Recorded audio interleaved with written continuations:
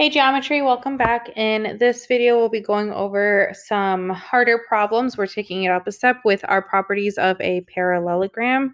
I'm just going to go ahead and copy the properties that I wrote down for example 1 and just bring them over so that I have a space to reference them.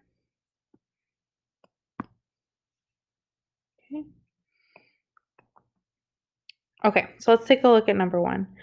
Or example 2a, I should say. So if we're trying to solve for x and y, I see that I've got expressions given for all of the sides in this parallelogram. So one of the properties of a parallelogram is that opposite sides are congruent.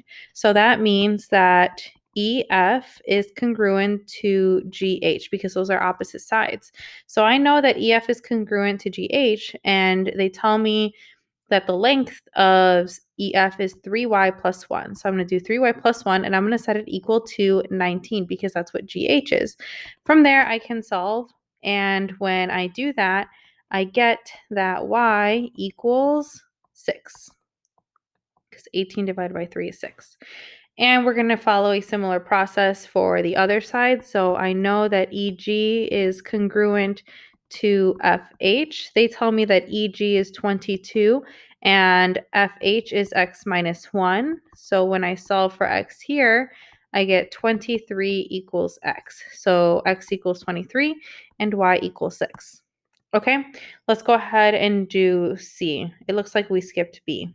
Okay, so one of the properties of a parallelogram is that the diagonals bisect each other, which means that AE is congruent to ED. So AE is congruent to ED.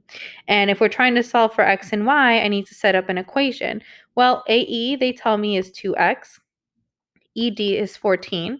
And so here's my equation set up. When I divide both sides by 2, I get that x equals 7. So I found out what x is. And I also know that CE has to be congruent to EB. So I'm going to set, and I'm going to scroll down here, I'm going to set 16 equal to y plus 1. When I subtract 1 from both sides, I get that y equals 15. So x equals 7 and y equals 15.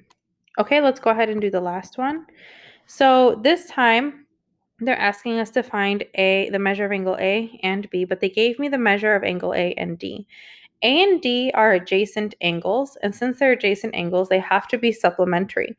So if I take the measure of angle A and add it to the measure of angle D, I'm gonna get 180 degrees.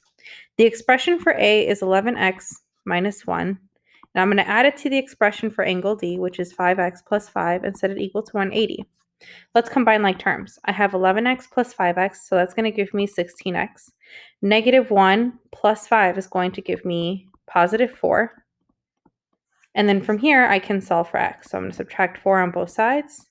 I get 16x equals 176. Divide by 16 on both sides, and I get that x equals 11.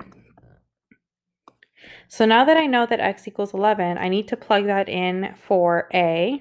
I'm going to do that over here on the side to figure out what that measure is. So the measure of angle A is 11 times, and instead of writing x, I'm going to plug in the value for x, which is 11, minus 1.